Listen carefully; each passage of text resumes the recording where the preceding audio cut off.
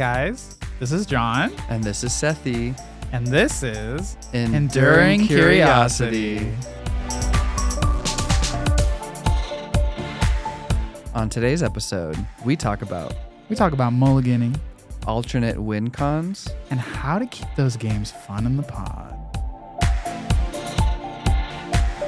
Hey guys, it's Jon. and it's Sethy. And today we've got quite a bit to talk with you about. Talking about mulligans. Talking about cards specifically that are game winners. Yeah, you could mulligan into your super powerful combo. Mm-hmm. Depends on how you run it. Depends on how you mulligan. I definitely wanted to talk about mulligans because I guess for Commander, there's a lot of different home rules, like homebrew rules. There is a lot. Lots of different options to do. I've seen, well, traditionally right now, the rules are the London mulligan. Yes. Right, which is you draw 7 cards. If you don't like it, I think in Commander you get a free mulligan.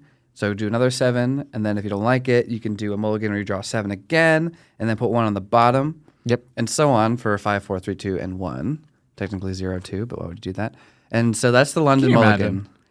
Man, I hate this hand. It's like, drop 1. This one card sucks. Man, I hate this hand. Drop 2. Like, man, I hate this hand. Drop 3. And then Right. suddenly you have no hand, and you're like, guys, I don't know what to say. We'll have to talk about that because that could be a bigger issue lurking. What if that was a strategy?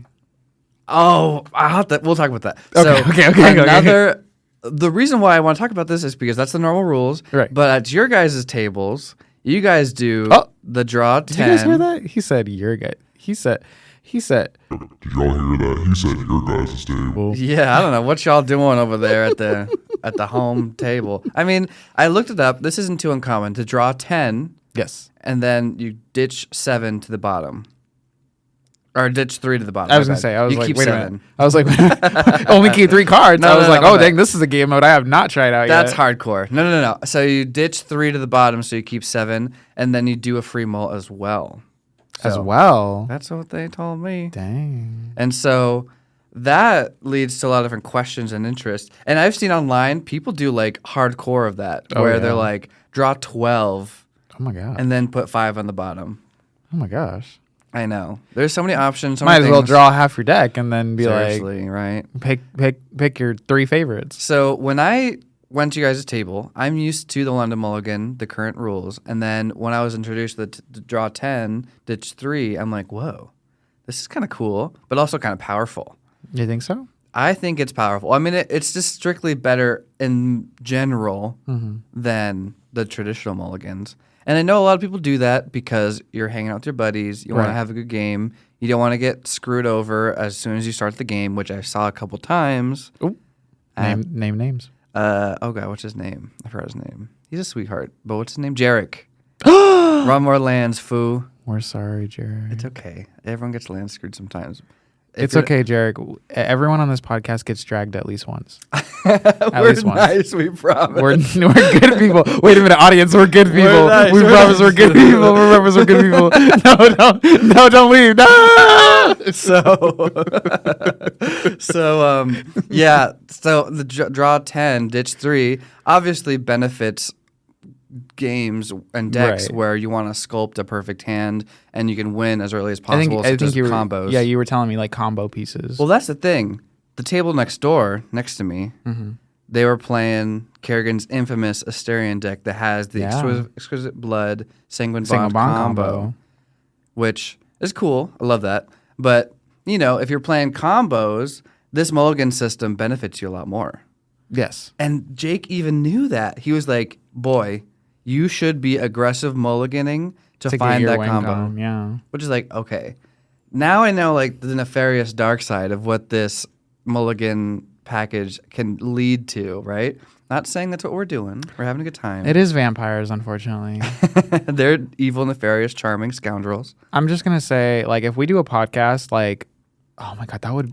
If we what did... type we are? What type of, like themes, like tribal types or whatever. Honestly, if we're going to talk about tribal types, I'm sorry. I think vampires kind of basic. So messy. We have to make an episode about that. I'm sure people in the comments will be like, actually, Kerrigan. It'll be 99 comments of Kerrigan. How dare you? How dare you? I'll be like, thanks for giving us an algorithm, babes. Thanks for the integration. Yeah, Thanks. thank you. Yeah. Well, anyways, so mulliganing. I get why the 10 thing exists. It's fun. I played with it. I had a good time. But low key, can I tell you a strategy that I had in my mind? What was the strategy? I went against another typal deck, the dragon deck. Yes. So I was like, oh, let me keep my board wipes. Let me do a free mulligan for mass removal.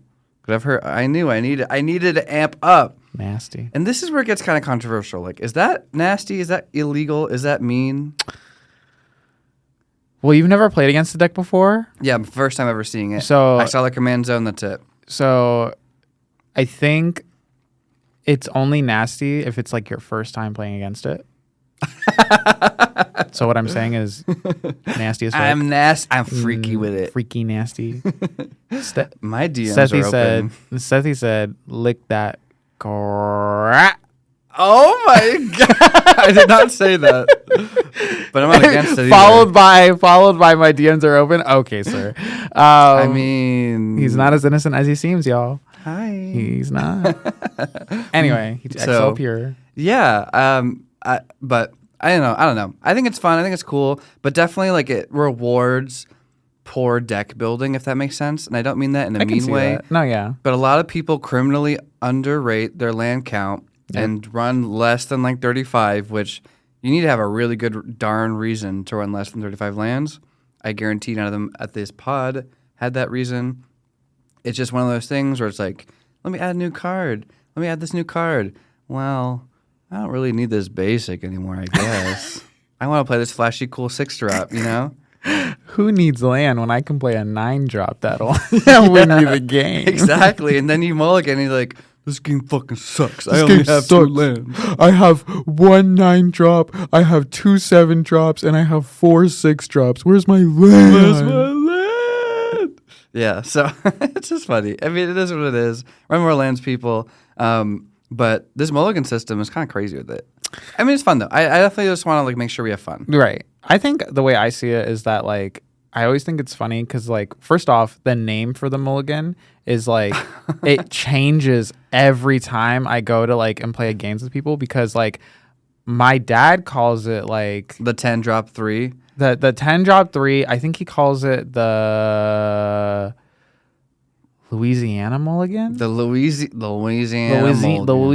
mulligan, or like our group, we call it the Texas mulligan. Yeah, I heard someone say Houston mulligan too. Houston, so it's like girl, just throw in a state. That's that mulligan. Yeah, I know. London's Where are you not from? Even a state. California mulligan. California. Yeah. Let me just make it my own mulligan real quick. California mulligan. Those are for the party girls. They say... Now, for some reason, I want to make a mulligan for every state. You could do that on your own time, mama. That's like a lot. 50 mulligan types, 50 that's crazy. mulligan types. If you do Montana mulligan, you draw 7 from the bottom of your deck. Oh, spicy. And then you put whatever you don't want on top of your deck. Oh, that's kind of cool, actually. Montana, you guys are rocking it over there. Yeah. If you're listening from Montana, mainly because I heard... y'all crazy. They be girl. I heard you were crazy. But they crazy with it. That's why them and I get along, because we both freaky. Drugs and sex. That's what I hear. Okay, maybe I'm not that freaky. Exactly. They'll put you in your place. Well, yeah. Just a quick little segment about mulliganing. I feel like we kind of like talked about the main general idea that different mulligan types mean different advantages. Okay, what's a mulligan type? Let's throw in a wrench. What's a mulligan type that you would love to like implement? Oh, like a new type? New type. Well, I think it's important to use the mulligan type that's in the rules, like as a baseline, because a lot of people, new people you meet, whatever, if you go to a game store, it's always fair to just fall back onto what the rule is. You know what I mean? And actually, funny enough, I'm such an old geezer that when I started playing, it wasn't the London mulligan. It was something else. It was called the Mullen Nothing. The Mullen And you wouldn't mulligan. You started at 7 and you had to keep it or forfeit. No, I'm kidding. That sounds about right. There's been so many mulligan types and this has been changing over time, but I started with a different one, and I think London was actually pretty cool. I remember in a different format in Modern, that's the format where when they changed the mulligan systems, so many combo decks came out of nowhere because obviously the London's more fair or more forgiving, I guess, than other mulligans. So, you know, it incentivizes that gameplay. It's actually really cool because, like, I remember seeing a dredge deck that I was really inspired by. I know Hogak came out. You don't even know what that is. You're so young. You little baby. Sounds like a hobo. Hogak is a pile of corpses. Oh. Yeah. So maybe a lot of hobos put together all at once. So, and the dredge deck basically did what you were kind of referring to in the beginning. Where you're like, what if there was a way where discarding was part of it? Well, they would intentionally, a lot of dredge decks, dredge is a gameplay. I see your face. You're like, what the hell is dredge? I know a little bit about dredge. Thank you very much. Just repeat it for the audience so that way they know. Don't forget, guys. John's the expert. This is just for y'all. This is just for y'all. Dredge decks want to put in key cards that care about being in the graveyard into your graveyard as fast as possible. And so some of these decks literally just turn one, do nothing, so that they have max hand size and have to discard a card on turn 1 or 2, I guess. And so they want to discard their card that has dredge, for example. Dredge says that instead of drawing, you can instead bring this card from your graveyard to your hand and mill yourself based off the number of dredge it has. And so it's crazy that people would choose to not play something in turn 1, not even a land, because they want to overfill their hand. Oh my God. It's so cool. It's so cool. It's magic in so many unique ways. I love that. But different mulligan rules, for example, can, like, you don't want to mulligan down to 6 because then you have to wait 2 turns to do that, you know? Yeah. And so you have to keep that in mind of, like, whoa, like, that's a whole different axis of gameplay. I wouldn't even think about. A different strategy. Remember when we played with my friend, they had a Chandra's Phoenix, and they did that exact play where turn 1, nothing, so they can discard the Chandra's Phoenix and then play a 2-mana Planeswalker, get the Phoenix back, and do crazy shit. I love that guy. He's my close friend. Robert, if you're listening, love you. Come back so we can play again. Leave the military. Now's not the time to be in the military, sweetie. And to be queer, you better watch out. I know. But yeah, any final tidbits? I've been yapping. I think if I were to make a mulligan, I would say tutoring. Find 2 basic lands. Okay. And then have your deck shuffled again. Like just shuffle it real quick. Mm-hmm. Also, I'm not really big on cutting. I don't like. Do you know why they do it? Listen, let me just tell you. Uncut is just as good as cut. And wow. You're going there. If there's bias, y'all need to get over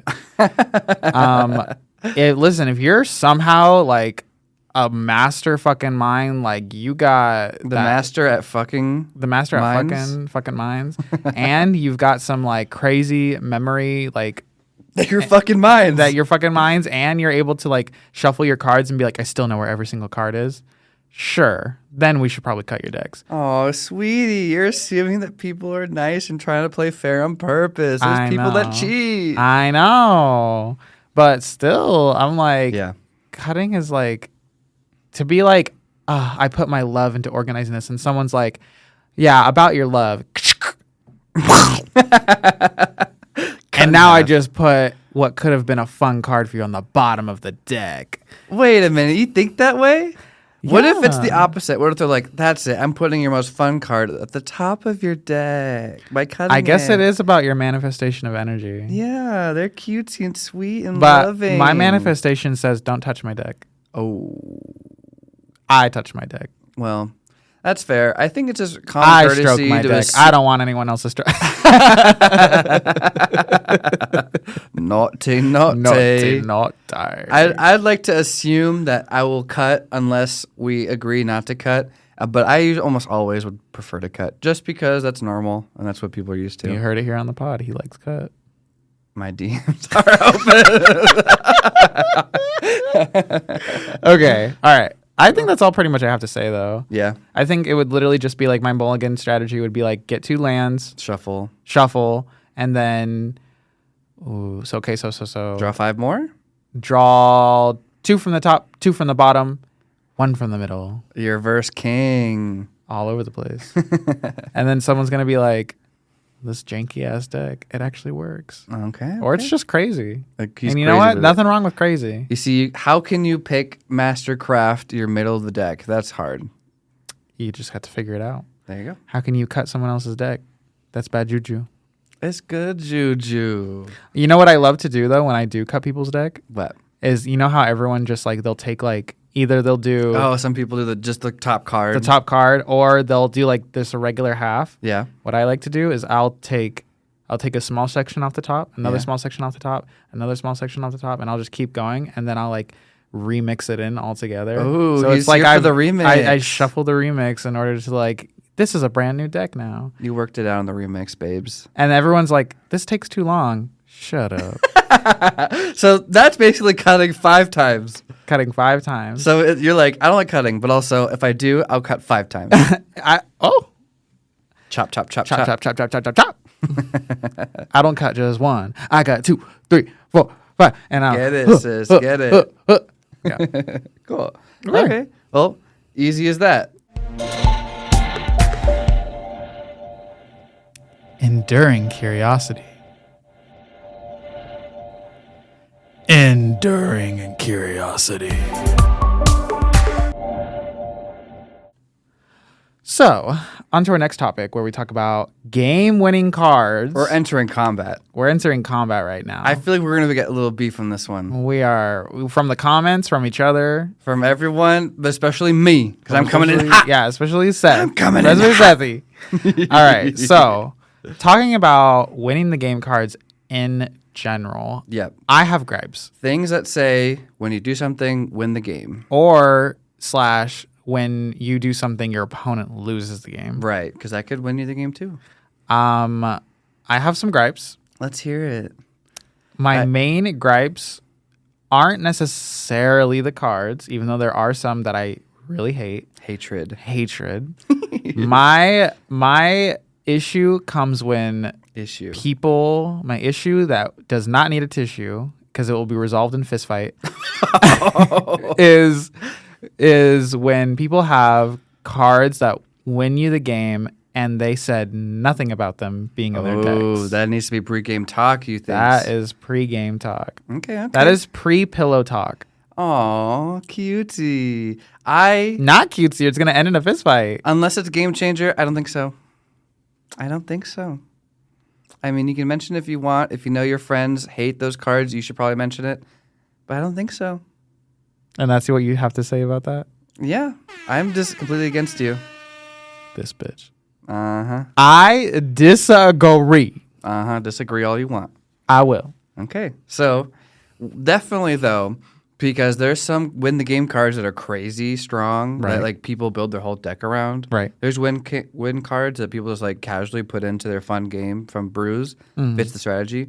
And there's some trash win the game cards. Yeah, I when I was looking at some of these win the game cards, I was like, oh yeah, this is actually trash. So why do you think they need to declare it? Because for me personally, like, I think there was a video from what is it? Command Zone. Okay. There's a video specifically I remember when I first started, like, Hi, Command Zone. hi. We'd love to be guests. We would love to be guests, but I can't fly out because I'm poor. They'll fly us out, girl. They got money. Will they? They got money. Maybe if I wink my eyes enough at Rachel. Bat them lashes. Bat them lashes. Rachel, we love you. We love Rachel. Rachel Weeks, OP. I don't want to say she's like my absolute favorite, but She's probably one of my favorites. it's a little hard. MTG content creators. Sorry, guys. You got to step up your game.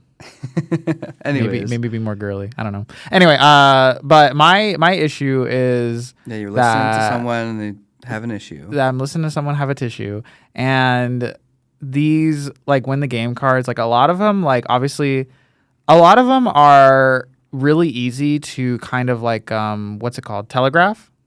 Yeah. Because the minute they come out, it's kind of like, oh, okay. You know you have to do something in order to like prevent yeah. them from happening. Like some of them are really easy because they can be like if you have all of these things, but you have to wait until your upkeep in order to do them. Yeah. However, that can be remedied by having any extra turn effects. Oh, so you're saying play one of these and then extra turn, and then an extra turn, and then beginning of your upkeep, you win the game. That's a good point. I didn't really think about that too much. And there are a lot of ways for you to do that aren't just locked to blue.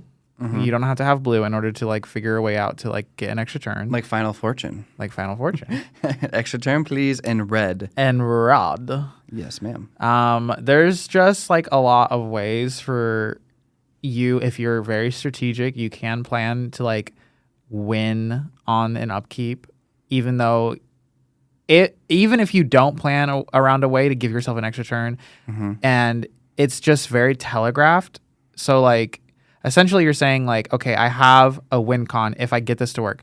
Let's take, I think you had mentioned one of your favorites, which we'll get into more of. Yeah. Felidar Sovereign. Felidar Sovereign, my which kitty. Is if you have above 40 life, you win the game. Yep. And that's on your upkeep. That's on your upkeep. On your upkeep. So what does that immediately telegraph? That means if someone is above 40, we need to start taking them down. Yeah. But if you have that in your deck, you're probably running effects that give you lifelink, probably things that give you life gain. I am. And so it has lifelink itself too. There you go. And so it's just like you'll probably already have that set up. So then the shift isn't, do I need to take out the player and get them less health? The shift is take out whatever they have, right? Mm-hmm. So then you have a whole like, okay, now I need to switch up gears. Now, not only like whatever's going on at the table, someone could have a 2020 like dinosaur that could come in, like it's their commander, and they could come out and kill you.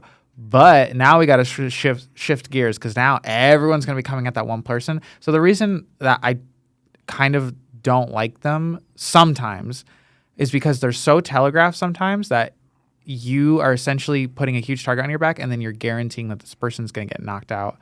Oh, or people are going to fight against you. I love that. I was thinking this whole time you're going to like lead into, and it makes me angry. I'm not super angry if you say so. If you're like, hey, by the way, I have a Revel in Riches. Uh-huh. Well, I think the fact that most of these cards do take at least a turn cycle to win, and that telegraphed game plan too, I think that's like the best part about them. Mm-hmm. There's some win the game cards that like can win really suddenly and in a very hard to interact way, and those I might have a gripe with, which most of them that I'm talking about are game changers. So hello, true. But I think that I think they're fun, and it's like an alternate direction to play the game. And if they do bring a target to your back, I think that's warranted. And a lot of times that target goes away once that game-winning card goes away, Not for me. Not for you. You killed a Felidar Sovereign, and you're like, you played and now you that damn Felidar Sovereign. Must die. You must die. And now you must die. Like, you played that Felidar Sovereign with 20 life. I'm still killing you. I'm still killing you. I'm about to play my Tree of, what is it? Perdition? Tree of Perdition, and I'm going to make you lose all your life. 13. Now. Bend over. Back blown. Oh, that tree. That's what it does. That's what it does. That's what it says in the card. Yeah, reading the card explains the card. Yeah. So I don't know. I run a couple of these game-winning cards. I run Felidar Sovereign, my kitty, in my life gain deck, and I've seen people get really mad. I actually literally had a game where I went turn 1-0, turn 2-0, turn 3 ramp, turn 4. Nothing. Turn 5, Felidar Sovereign. And then turn 6, I did it's called Fractured Gust. It basically destroys all artifacts and enchantments, and you gain 2 life for each one. Mm. And then... That's pretty good. I waited my next upkeep, and then I won. Right. And I had people be like, bro, that's not a cool deck. Why did you do that? Bro, that's too OP. Are you sure you're playing... At the time, at power level 7... Like, you sure you're playing power level 7? That's a power level 9 deck right there. I'm like, bro, this Felidar Sovereign was on the table for more than 2 turns. Why is no one playing removal? They were calling you out. I mean, you tell me, audience, you tell me. Was that crazy? Am I a bully? Did I misrepresent my deck? I'm telling you, I did nothing on half of the turns I played. And then I had a Felidar Sovereign, waited a turn, played my Fracturing Gust, waited a turn, and then I won. What is he? He's a... Felidar Sovereign is a 6-cost card, 4 and 2 white. It's a 4/6 with Vigilance and Lifelink, and he has the game-winning text of, at the beginning of your upkeep, if you have 40 or more life, you win the game. Okay. I don't know. I don't think that's crazy. I don't think that's higher than bracket 3 nowadays. No, well, how long ago was this? This is maybe like 4 years ago. I'll never forget it though, because I've never been like harassed about my deck in that way. I honestly, no, I think it was unjustified for them to call you out like that, because like 4 years ago, there's almost every color has some type of removal. Yeah, so it's a creature. It's pretty frail, relatively speaking. Yeah, and there's ways to beat on it. There's ways to just attack into it. It's like right. I don't know. Like for example, you were mentioning that 10/10 Dinosaur. That's how. If that 10/10 Dinosaur attacks the Felidar Sovereign player, they're losing 10 life. They probably are not going to win anymore. Yeah. So it's like there's ways to just like ham on the player. And honestly, I think the best argument for most of these win cards, other than the really crazy ones, are if a turn cycle goes around and no one has creature removal, artifact removal, any spot removal, no one has it, that's a problem. It's true. People, 3 people, none of them had a removal spell in their hand. That's crazy. Run more interaction, as they say. You need interaction. It doesn't even have to kill it. It can bounce it. It can do whatever. But like, You know what my favorite is there's a green spell I have in my Simic deck. Yeah. What is it called? I think it's called it's like better not be Helix Pinnacle. No. That's another win the game card. It is another win the game card, but no, it's like Mystic something, but it takes whatever enchantment and it makes you put it on the bottom of your deck. Oh, okay, that's smart. It's really good. You're not getting that anytime soon. I was like, you are not. Nope, that's gone. Other than Riversong players, Yo, stand up. Riversong players, Riverdancing players. The fact that Riversong, that's a whole nother topic. I know, she's a fun card. I appreciate the flavor on her. I appreciate her a lot. Yeah. Okay, but so now we should talk about the good, the bad, and the ugly. Because I was saying there's some that are build your whole deck around. CDH is very famous for one of these. There's some cards that are like, I'll just casually put it in my deck. And there's some cards where I'm like, if you put this in your deck and actually think this is going to work, you're crazy. You're crazy. It's true. No, yeah, it's true. You can play for fun, you can do whatever you want, but you're crazy for playing it. All right. We should do, which one do you want to do? You want to do the ugly? You want to do regular? You want to do really good? What do you want to do, Pookie? I mean, we have an elephant in the room. I think we should address it. Wait, you don't know the elephant in the room? Is it Felidar Sovereign? No, that's a good boy. Who's the elephant? Thoracle, Thassa's Oracle. Do you have that on your list? Yeah, so we each made lists of like a couple of each of these categories. Because I put Thoracle as my number 1. I don't think I have most powerful. I don't think I have for any of the most powerful. It's none of the game changers. Oh, okay. Well, and for any of my normals or any of my bads, I think I would say there's 2 cards that I think people may know about, but then the rest of them, I don't know if people really know about. Start with your most powerful then. I want to hear it. Most powerful? If it's not Thoracle, what is it? All right, I'll start with one of my most powerfuls that I see, which is because I picked Thoracle. I picked Thassa's Oracle because it's game warping. It is very game warping. So many decks build around that card winning the game for them, and the most important part that I think about Thassa's Oracle is that it can only be interacted with counter spells because the trigger goes on the stack. It's not like you can kill the creature in response because with the trigger on the stack, you can still win the game with the effect. Oh, dang, yeah. And so you have to counter it when it's coming in, or you have to stifle, which is countering the triggered or activated ability of the effect when it enters the battlefield. So that's why I think Thassa's Oracle is really powerful. It's because it's near impossible to interact with for most colors of the game. Dog, you can only be in blue, and there's some other very, very niche that mostly no one's playing counterspells that can interact with it. True. And so it's like, that's why it's crazy. Obviously, you need to build around it to empty your library in some way, But I think that's a juice that's worth the squeeze for this card. Mm-hmm. And I can see why that's frustrating for people too, because it's like there's no easy way to deal with it. If you know they have a Thorkel, you got to like make them discard it, kill them, whatever. Just make it impossible for them to use it. Yeah.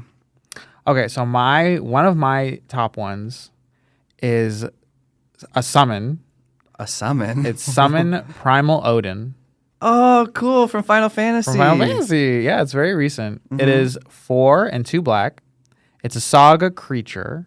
So the first saga is destroy target creature and opponent controls, whatever. Destroyed. But then the second says this creature gains whenever this creature deals combat damage to a player, that player loses the game. Holy smokes. Which is kind of like that's what I wanted to like bring up. That's because it's the losing a game effects. Right. Because they're similar to like you win the game effects if you can make someone lose the game effects. So this is also from Final Fantasy, and those sagas were creatures as well. So this is a 5/3 vanilla. Yeah, so it's a 5/3 vanilla, but like it's a saga, so it has its own abilities and then of course after the third ability triggers, the creature dies. Yeah.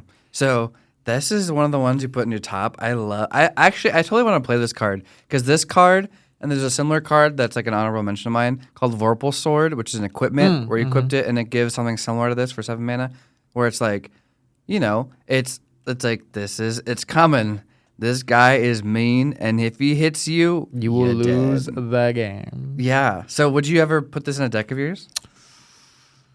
I think you should. I think I would, and I think when I was playing, not in person, but when I was doing Final Fantasy drafts on Arena, I did put this card in because I was able to snipe this card. I got this card and I did it, and I was able to win a game off of it. That's so fun. That's a story. And especially like there's so many effects nowadays that can make something unblockable. Yeah. Yeah. So it's like that's very fun. You'd be like, oh, I just gotta wait. This is I feel like even though it's busted, it's still fair because like there are ways for you to like do like read ahead strategy where it gets immediately to that effect. Yeah. But it's not like the creature itself. And even if it does read ahead, it's still a creature with summoning sickness. With summoning sickness. So unless you have something with haste. Yeah. So there's you still have to build a strategy around it if you want it to work. Yeah. So I think that is really fun. So that's your top of the list. That's one of my at the top of the list. Okay. I did put the card that we have a famous story about, Revel in Riches, in one of my top of the list. It's also an enchantment that if you have 10 or more treasures, then you win the game at your upkeep. And it also says when a creature your opponent's control dies, you make a treasure. You make a treasure. So it's kind of mean if you can like board wipe and then make stick a this treasures. And make a bunch of treasures, and you'll win. Like if you board wipe right before your turn's over. Yeah. Be like, oh. Like, oh, thank you for the 10 treasures. Oh. Thank you. Blasphemous edict. Oh. Right? It's like, I'm about to win. Well, and that's the thing is that it definitely can kind of combo out of nowhere if you just stick these two things. And that's why I put it really powerful. I also put it powerful because it makes treasures, which overall is just a really strong effect. Yeah, it's like an effect that can actually fulfill itself. If you just play it as like a generic card that just gets treasures and stuff, it's still going to be pretty good. Yeah. So the fact that like if people slip up and you just get turned treasures and get to your turn, I think it's pretty cool.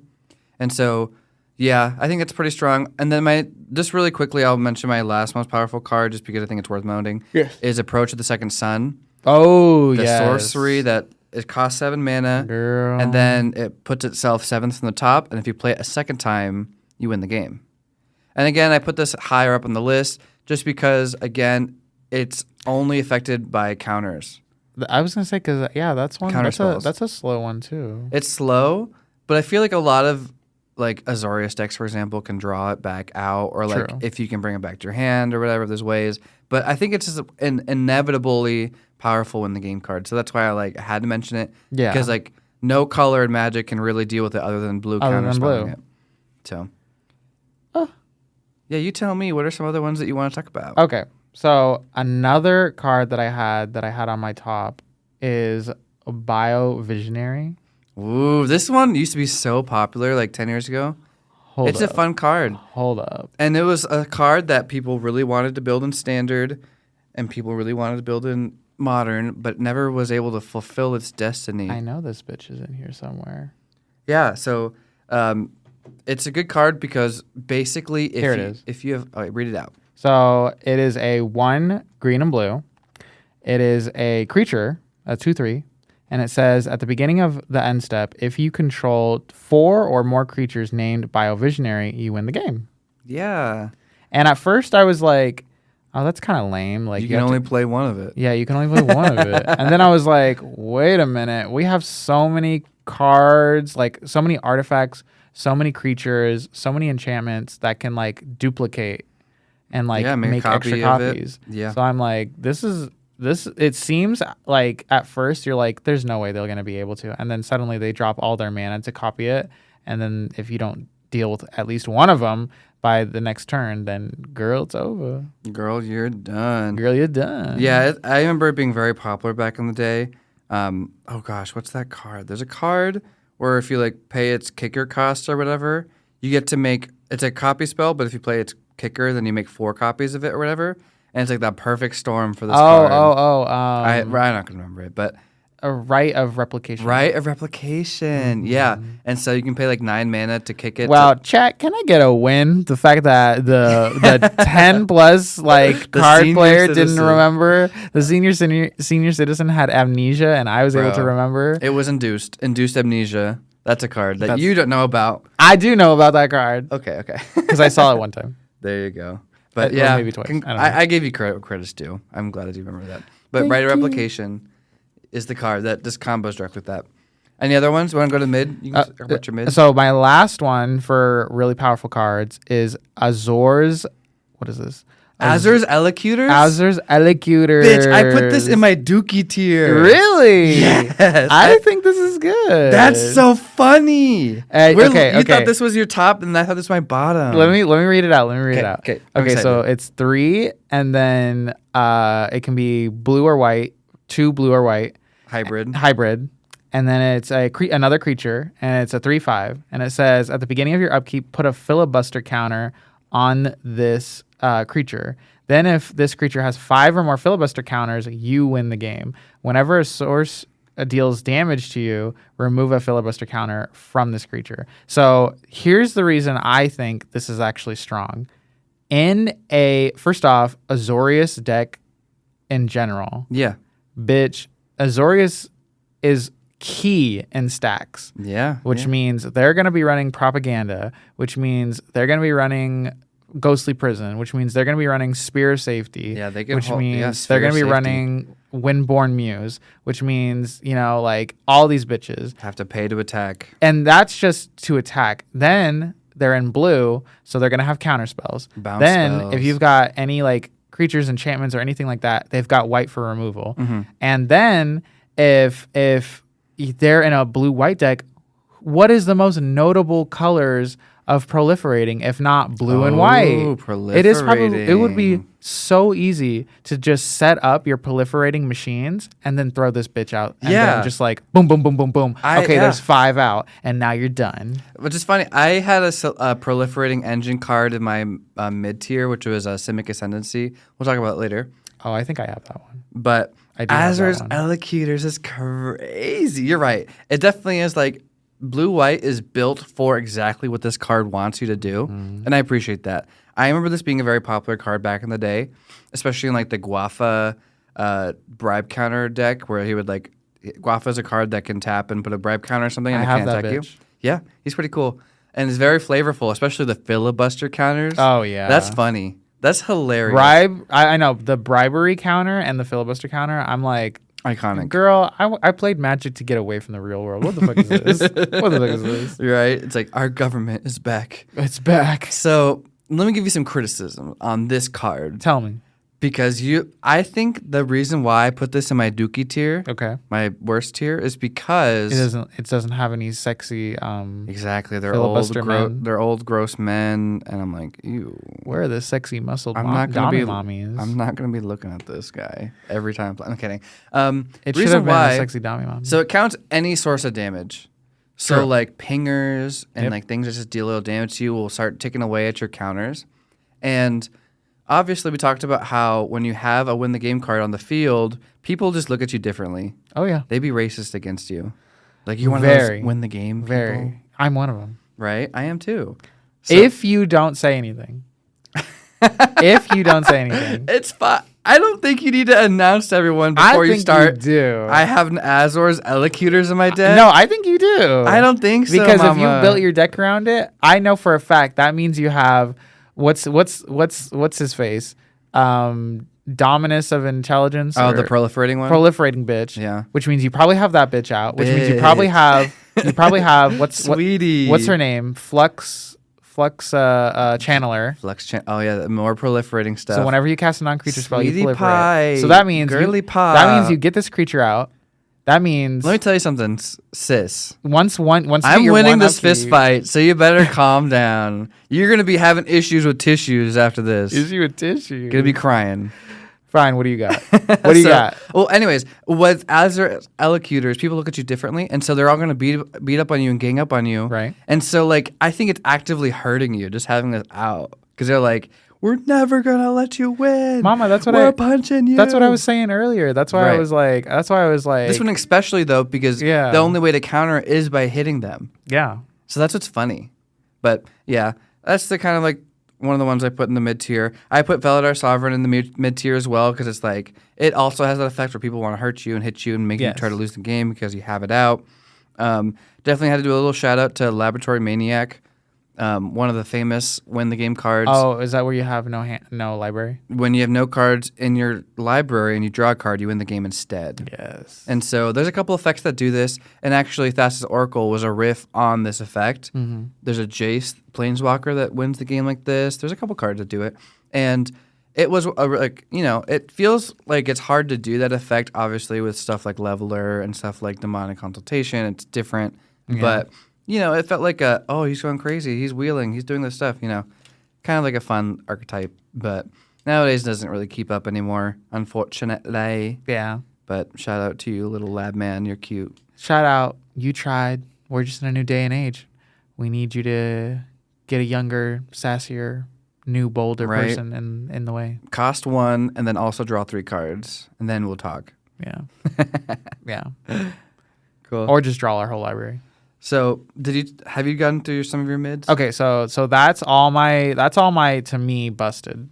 Okay. So now mid, Strixhaven Stadium. Okay. AKA Blitzball Stadium. Another card that has to do about whenever you deal damage, you get something. Whenever someone deals damage to you, you lose something. Yeah, you gotta pull it. I can read it. It's a 3 mana artifact, 3 generic mana. It's a mana rock. Add 1 generic mana when you tap it and put a point counter on Strixhaven Stadium. When a creature deals combat damage to you, you remove a point counter from Strixhaven Stadium. And whenever a creature you control deals combat damage to an opponent, put a point counter on it. And then if it has 10 or more, that player loses the game, the one that you attacked. Nice. So theoretically, if you have 10 creatures and you swing at your opponents and they connect, you can kill all 3 of them at the same time. Yeah. Well, actually, no. If you have 13. If you have no counters on it. If you have some counters on it before, you can, but you need to count incrementally up to 10, and then the next ones will do it. Yeah. So, yeah. Tell me about it. Why did you include this in mid? I included this because it's in mid because, like, you can definitely win with this one. See, to me, the mid ones are, like, the happy medium. Yeah. Like, they're not super busted, so I'm not going to be, like, super mad if, like, someone drops it. Mm-hmm. Like, there's time, essentially what I'm saying. When it comes out, there's time for people to react, Yeah, essentially. it needs 10 counters. It needs 10 counters. And even if a proliferating, 10's a lot. Yeah. You have to dump a lot in order to get that 10 up And there. for having unblockable dudes, 10 is a lot as well. Because usually unblockable goes tall, not wide. Yeah. And so having 10 unblockable is kind of hard too. 10 This would work best in a deck that is able to do a lot of extra combats. Yeah. And especially if you can just kill, wipe the board, get your creatures to start attacking, blah blah blah blah. Yeah. So that could be a good one for it. But also it still has its drawbacks if a creature deals damage to you, so it incentivizes people to attack you. Mm-hmm. So there's some workaround. And I like that. Yeah, I feel the similar with Azur's Allocators. I mean, it doesn't encourage a toxic playstyle. It encourages, not that pillow fort is toxic, but you know what I mean. Right. And it does bring attention to you, so people can easily interact it by attacking with you things. Usually, if you're swinging out, you probably don't have as many blockers to protect yourself from losing the counters. So yeah, it's fun. I mean, at its floor, it's a mana rock, so that's a good floor. But it's kind of fun. I know it's a mana rock that can help you just straight up win the game. Yeah. And you know what? I would put this. We need to have a talk session about mana rocks, like three cost mana rocks. Yeah, because, people are like, mean. This to would go in. Rocks. This would go in when like 3 cost mana rocks. Okay. Yeah. You can keep going because I think we have a similar regular one, which is Simic Ascendancy. Yeah, this one I think in many Simic like proliferate decks, it can actually pop off like crazy. Oh, crazy! I think this is probably a bit stronger than Felidar Sovereign in my opinion because it's kind of hard. No one can remove the counters; they just have to remove the enchantment. And so it's a 3 mana cost enchantment, and like whenever you put +1/+1 counters on creatures you control, you get a counter onto it. Mm-hmm. And when you have 20 counters at the beginning of your upkeep, you win the game. And it also has an activated ability to add a counter to things, so it helps itself. It does help itself, yeah. But yeah, I think it can go crazy if you have like 5 creatures or like a Merfolk strategy of 5 creatures. You put +1/+1 counters on it. You proliferate. You can include to proliferate the card Hackball. Yeah. So I think it's a fun card. I think it's cool. Bitch. I think it's like if you play this in your strategy, it's cool because like when you're doing that, you're slightly delaying your Merfolk combat damage win, and so like it brings you back a little bit. And so I appreciate that like it's like a different access to play in, and it takes its own resource as well. I like it because like as a card, not only can it like help you buff up your creatures, but it also has its own game plan. But 20 is a lot of like to get on there, and like yes, again proliferate. But 20, like that's gonna at least take 2 or 3 turns in order for you to properly set that shit up. Yeah, it's definitely like if you play it in turn 3, you're not winning turn 4. You're not winning turn 4. So it's pretty fair in that sense. And if you're like turn 9, where you can have the perfect storm to have it get all of its counters by your next upkeep, right? That's already late in the game. So I don't like I'm not like mad that you did that. Yeah, I'm not gonna be mad either. Yeah, because you assembled a lot of pieces to do that already. Yeah, and it just literally says. And then they have to wait until their next upkeep too. Right. So they're probably going to be spending a lot of resources in order for them to even get it that high. And they're prone to removal. And then then they have to like make sure they have mana up just to keep it safe. And then they have to wait until their next upkeep. So it's like it takes a minute. Okay. And then my last one that I have is Liliana's Contract. I love that card. That one is an enchantment. It's an enchantment as well. When it enters, it draws you 4 cards, which is already so nice. And then if you have, I think, 4 demons with different names, you win at your beginning of your upkeep. Yes. I think that's exactly what it is. I was trying to put that in a deck. I'm like brewing a Dimir demon deck. I love demons. Oh yeah. And so I was like looking at like, oh, can I squeak in this alternate win con? I think you should. I think that's a good card to like sneak in. Yeah, it's not too aversive either. To me, that card is like, if you're doing a demon deck, it's good, but like because demons already cost a lot of mana. Yeah, most demons cost a lot of mana, and it's 4. Another upkeep thing. Yeah, and like again, it's gonna come out. Like maybe if you have your 4 demons out and then you put that out, obviously then it's like. Okay, now we're on Rainbow Road, and now it's the last track, and we need to fucking hurry up and get rid of that. Right, you can remove some of the demons, you can remove the enchantment. Right, you can remove a demon, and like it won't count tokens. It will count one of the tokens of one type of demon. Right, because usually tokens, their names are their creature type, and so like if you just have a demon token, its name is demon, so that's 1. But if you have like 3 demon tokens or 4 demon tokens, that's not going to win the game. Yeah, that's not going to win the game. Yeah. Even if they have like different power levels or whatever. Yeah. So like that's why I like it, because it specifically is like you have to have 4 separate kind of demons. Yeah. So I'm like, okay, that works. Yeah. That's not like too broken. It still requires a little setup. Yeah. It's 5 mana. Demons are usually around 5 mana, if not more. So yeah, it's not bad. On to Dookie Tier. We already mentioned one of mine. I'm just gonna quickly go over that.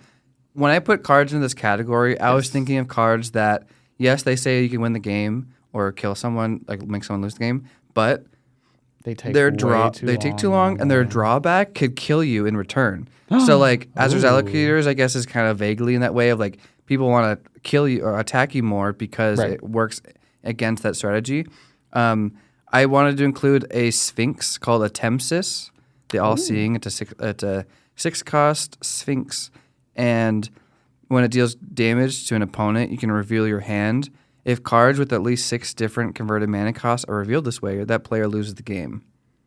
So that's a lot. 6 different mana values of cards in your hand is crazy because, I mean, a lot of people don't even have 6 cards in their hand, period. Like, they're playing their cards as they come, playing a land drop. Yeah. So you need to have a big hand. You need to swing with the Sphinx and get combat damage in. Right. You need to build your deck very differently than the average deck to even get it going. Yep. I appreciate this card a lot. I've theory crafted and built this deck and tuned it, and I've tried to figure it out, but it's so hard to get it to actually work. And so if you have one out there, I appreciate it. It's cool, but you know the struggle. We know the struggle. It's a struggle bus to get it to work. For sure. One of mine is, we mentioned it earlier, Helix Pinnacle. Yeah. Because that might be a 1-drop card with Shroud, but mama...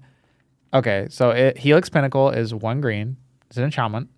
It has Shroud, naturally, which is pretty good. That's which cool. means, like, you know, it's able to get around a lot of removal. Mm-hmm. It has an X generic cost where you can put X tower counters on this enchantment. And then at the beginning of your upkeep, if there are 100 or more tower counters on it, you win the game. 100, bitch? But 100. A honey? A honey. Ain't happening anytime soon in the normal game. That ain't happening anytime soon. I put this in my Dookie tier as well. Because... And I think the main draw behind it is like, oh, if you have infinite mana, it'll win you the game. Right. Well, if you have infinite mana, your deck should probably win the game itself also. There's other things your deck could do. If you have an infinite mana, then like you don't need this dorky little enchantment to win. I don't know if this is the card I would be using my infinite mana on. Yeah. Personally. It's like there's so many other ways you can build up your board, you can have a crazy thing. If this is how you want to do it, sure. But this is, to me, I'm like, I don't know about this. Yeah. And like in a normal deck, it's never gonna happen. You can try, sweetie, maybe if you're playing board white tribal. Right. But it's just way too much mana. It's way too much mana. It can take way too long. Funnily enough, though, at the also another show, Commander at Home. They also have a game where someone did win with it. So I was like, oh, did they have infinite mana? No. They just had so many turns. Everybody let her build it up, and she won. And she won. I'd love to see that game because that sounds crazy. Another one that I have on here is Happily Ever After. Aww. Which is a really cute sounding card, but then 3 mana enchantment. You look at the card and it's like, wait a minute. So hold on, I have to pull it up. I was looking for it. Here it is. Happily Ever After. It's a 2 and a white. It's an enchantment. When it enters, each player gains 5 life and draws a card. Yay! So it's kind of like Group Hug in a way. And then it says, at the beginning of your upkeep, if there are 5 colors among permanents you control, there are 6 or more card types, permanents you control that you control or are in the graveyard, and your life total is greater or equal to your starting value, you win the game. Mama, this is too much. It asks a lot. It does. I could see if you're in like a 5-color deck where like your commander's 5 colors, that already meets one of the requirements. I think having 6 or more different types isn't too crazy if like it's mid to late game where you've already played a lot of things. If you have things in your bin, whatever. And then I think what's hard is that a lot of decks innately don't try to go over your starting life total. Right. And so like that is really hard to get to in a deck that isn't life gain. But like if you're in life gain, then like you need the other permanent types and you need to keep going for this to work. Right. It's just like it asks for a lot of things. You're right. I do think it's fun in a casual 5-color deck. Oh, yeah. Because that's like already meeting the conditions, most of the conditions. But you have to have life game for it to work. And most people forget that part of the equation. Yeah. And then lastly, I have Battle of Wits. Oh, this doesn't even work in Commander. It's actually just a wasted slot. It's so bad. Battle with 5-mana enchantment, and then it says at the beginning of the upkeep, if you have 200 or more cards in your deck, you win the game. It wasn't designed for Commander. It literally can't work in Commander. Technically, if you have more than 100 cards in your deck, or more than 99 cards in your deck, then it's an illegal Commander deck. Illegal Commander deck. So you can't even, you can literally play it, but you shouldn't play it. Well, because there's that one creature that it's like companion thing. Oh, the serpent. The serpent. Is already a serpent. And it says you can start with more than like 100 cards. Yeah, you can't play that in Commander either. Really? As your companion, no. Is it banned? No, it's not banned. You can put it in your deck, but it can't work as a companion because the rules of Commander is that you can't have more than 99 cards in your deck. Wow. So you can't even. So you can't even have that as a commander. As a companion, yeah. That's crazy. That's true. Yeah, there's a couple cards that like say that win the game that don't even work in Commander, because it's just the way that it's designed. There's a card called Hedron Alignment, which is 2 and a blue, which it has hexproof, but at the beginning of your upkeep, you may reveal your hand. If you do, you win the game if you own a card named Hedron Alignment in exile, in hand, in your graveyard, and on the battlefield. And on the battlefield. And so it's nearly impossible to actually get that to work in Commander because you don't have 4 copies of it. Right. In other formats, you have 4 copies, but in this one, you have 1. We would have 1. So that was one I looked at, but then I was like, I could see it. I could see someone still pulling it off. I mean, you can try. You can try. You probably play the deck 100 times and probably just never get it. Yeah. That's just the T. Sorry, guys. Yeah. Piping hot. Piping hot. But I don't know. I think now that we demystified win cons as cards, maybe you're not so mad at them anymore. Maybe you don't think they're OP anymore. They're balanced. They're okay. They're not gonna hurt you. I'm still gonna pull a gun out if I see one. Holy fuck. And you didn't tell me? And that's that.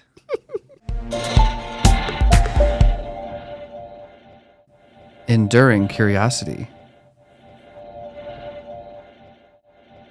Enduring curiosity.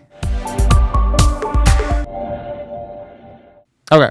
So now that we've gotten that out of the way, even though I still hate it. We got to move to our end step. And now let's talk about something I think maybe not a lot of people would like to talk about. And we should talk about how can we keep our Commander games or our standard games or any kind of games, how can we keep the fun with the people we play with, whether they're friends, whether it's first-time players, anything. How to are you good? Yeah. What's funny is I'm just thinking to myself in my mind, the conjuration is, John, this is the 3rd time now where we've talked about something about keeping it fun, making sure people don't get mad, regulating your emotions with the game. Do you know why? Girl, are you okay?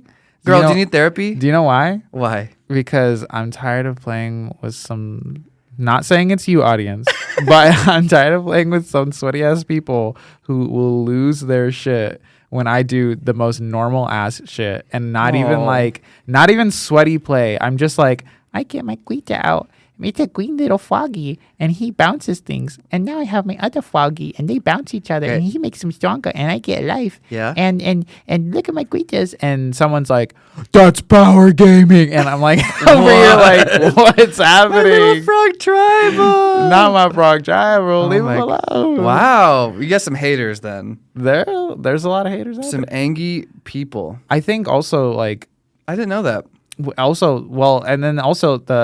Sometimes trading card games, like the communities themselves, can get a lot of bad raps because it's a lot of nerds who just want to do the most. That's the thing, is that a lot of people go in with expectations. We talked about this on previous episode. And so if you go in expecting to do one thing and you don't do it, then that's just the nature of the beast. You need to grow your mind, realize that there's more to the game than just doing your one specific thing every time. Yeah.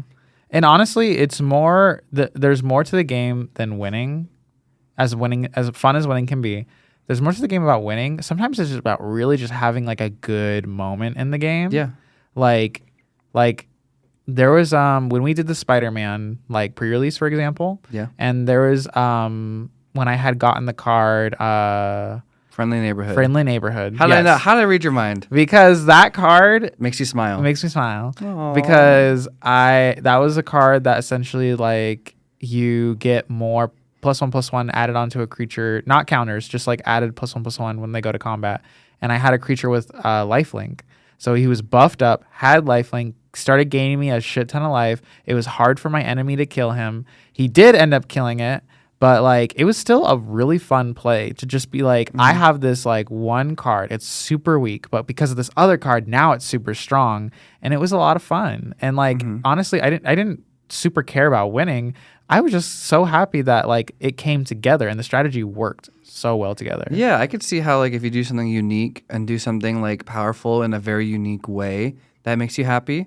And so, you should definitely build your decks to include effects and stuff that you think are cool and you just think are fun, and like is a perfect storm of, ooh, my other fun things and my other fun things collide into a super fun thing. So definitely be mindful of that. Include things that you enjoy, include things you like, and play for the fun of the game, not just to win. Yeah, and don't worry too much about those like game changer cards. I think so many people are like, I need game changers so I can win games. You really don't. Right. Separate in your mind the concept of power and fun. So many people, me included, can play a bracket 2 game, bracket 3 game, and have as much fun or maybe even more than people playing bracket 4 and 5, Hell, I'll even argue that some people in a really strong 2 can not only beat the higher brackets, but also have just as much fun. I think the idea behind that is that people that play for power are misconstruing the idea of playing for power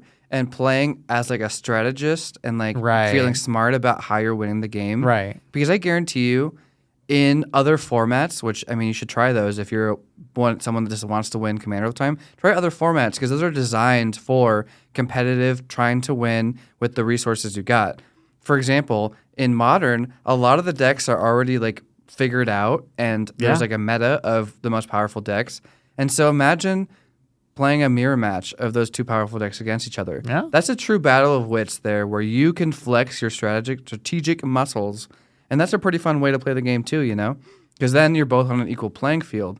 I mean, even a lot of tier 1 decks can like tumble and have very unique ways of like, oh my gosh, should I sequence this way? Should I look into doing this way? Should I bluff this? Bluffing is so fun in this game, and it's built into so many ways that the game works, like tutoring just having a hidden hand the entire time, leaving up mana.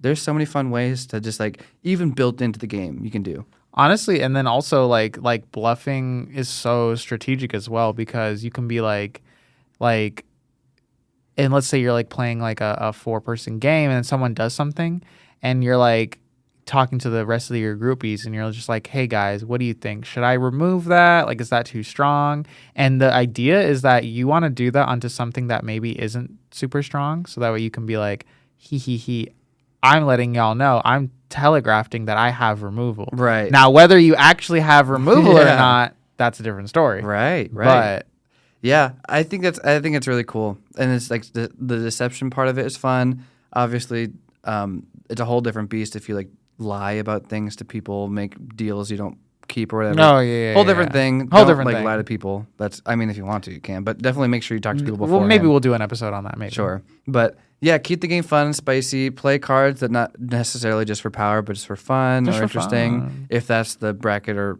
sphere you're in. And I actually have some advice for you. I think I have a good idea for your tables and the people that you're talking about. Moi?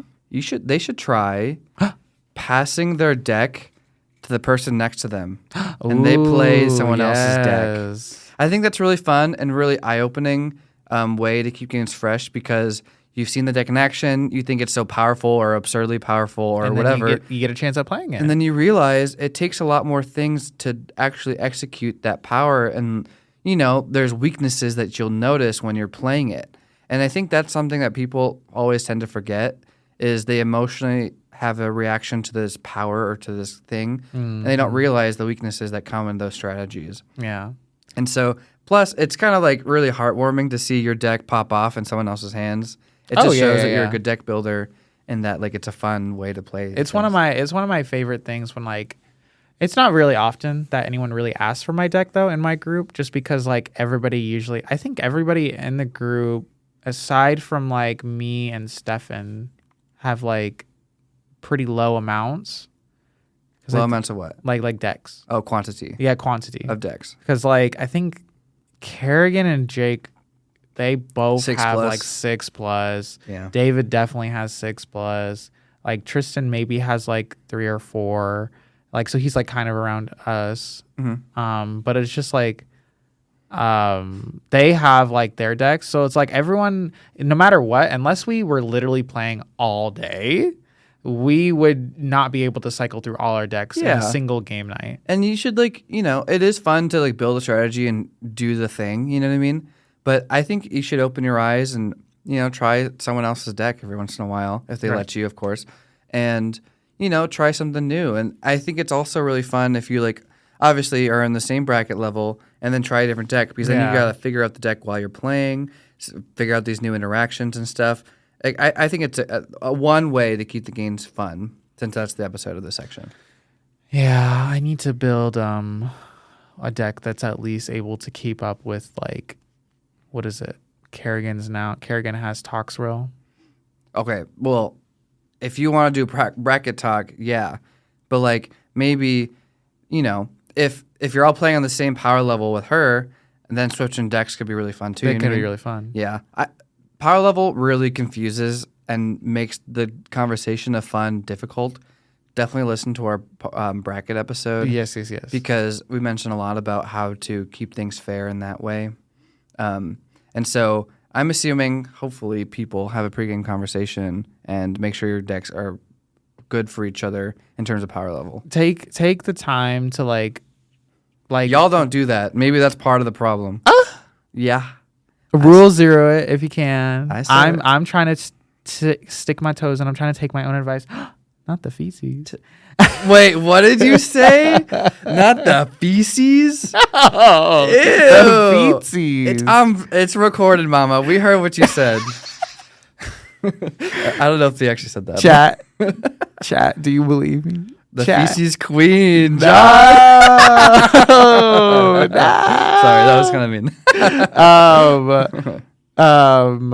But it's very like, it's just like to keep games fun. Also, another thing that has nothing to do with like your cards and like how you can like strategize and like fake people out or whatever.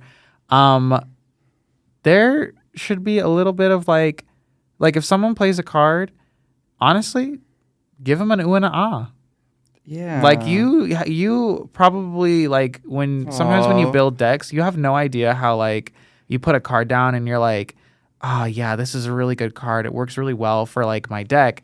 And someone just being like, oh, that's a really cool card. Like even if you don't know the card, like when you hear it out, be like, oh, that's really cool. Or like, oh, that works really well with your deck and stuff like that. Like these kind of compliments can go really far in a game that you're playing, because not only does it reassure the other person that, they feel smart and that they feel good for the stuff that they put in their deck, but then it makes them feel positive about playing with you, because then it's like, oh, this is someone you're supportive and kind, and like someone who like recognizes, like, even if it's not like a broken like it's not a broken like combo or anything like that, still someone who wants to like, oh wow, that's a really cool card, or oh wow, you're doing like a really cool thing. The synergy, the values. Yeah. Or let's say it's not super synergistic and it's like the deck you were saying before, like all ladies looking left. Yeah. Like how synergistic is that? Yeah, and like it's probably not very. But the idea of like, wow, I can't believe you got all these cards, like I can't believe you put this deck together and you were able to find all these people. That reminds me of Kerrigan's food deck with the lobster. Yeah. How like she has like funny little interactions, like, oh, this artifact creature has poison on it, has toxic, and that's because it's food poisoning. You know what I mean? Yeah. The lobster turns into a food, and then the food. Oh my god! When counters. Players have silly little stories about their cards, that's sweet. That's very fun. Makes me happy. That makes me happy. What's so funny is that like, okay, two things. One is, adding on to your point, is that therapist Sethy over here is coming in with a hot take of psychology, which is your brain. Read the degree, y'all. Read the degree. peep the facts. Your brain it does say is a got muscle. Revoked, but it's all right. Read the degree. Your brain is a muscle, And so the more that you work out and flex and practice on your positivity and your You're about to kindness. say flex out like your strategies, like you're out here flexing your like hardcore gaming, and I was like, no, Sethy, no. No, the more that you practice being kind, the more that your brain revisits those thoughts and ideas, and you're more likely to be happy and kind in the future. That's just what I'm saying. Yeah. If you practice negativity, then your mind's going to commonly go back to negative and mean things, including to yourself. So that's my one take on there. And then 2 is I'm feeling like a therapist because you keep mentioning these little stories of like people in my friend group don't play in a nice way, and I just want compliments. They're not complimenting me, and I wish they were nice. And I just want to see a frog deck be happy, and they're not letting it happen. You know, I still don't have a frog deck. There's 2 frog decks at your table, though, right? Yeah, there is. There's 2 frog decks, and I do technically have 6 frogs. Yeah, I thought the deck you're building was a frog typal.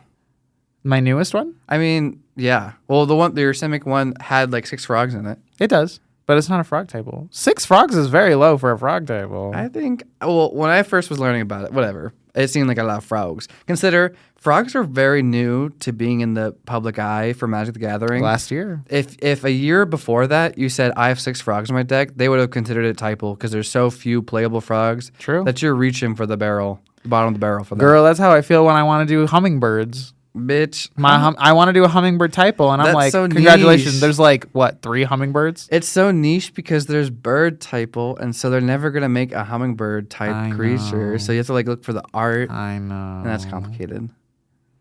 Girl, that's how I feel trying to do a... Let me practice what I'm preaching. Oh my God, that's a good idea. You're so smart. I love that. Hummingbirds are so cute. I actually do think they're cute. So. That's how I feel about trying to do my bat tribal. Well, bats are cool. But there's so few of them. I'm wearing a bat shirt. I know. For the listeners, it's a bat that's in blue. It's a bat. It's in blue. Think of like an electric blue, and then it's like skin is like yellow, and it's looking at me, and it's like, sup, bruh. Build my deck. Build my deck. I was about to get naughty with it. I was like, it's just a bat. But yeah, I mean, you should definitely build it. Why not? I think Black White Bats is so supported in Bloomborough. There's probably like 4 other ones from outside of Bloomborough, but still. There's like a lot of older cards. Whatever makes you happy, Pookie.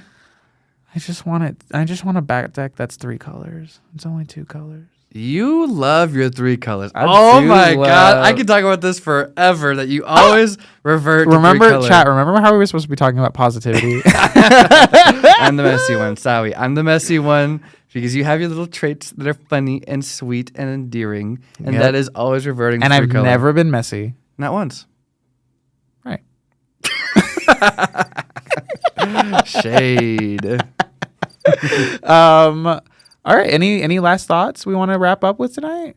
Be positive, and John's playgroup, he needs some love, y'all. Don't forget it. He needs some love. My playgroup, I try to spread the love as much as I can, and y'all better. Okay, don't go too far. Don't go too far with that one. I'm trying to save you right now. You're like, he's such a sweetheart, and I'm over here like, yeah, bitches, I'm a fucking sweetheart, and you guys the end don't. Of the podcast. Thanks for listening. Thank you so much for listening. We love you guys so much. Please continue watching this podcast for more episodes. It's been fun. It's been really fun. Bye. Bye.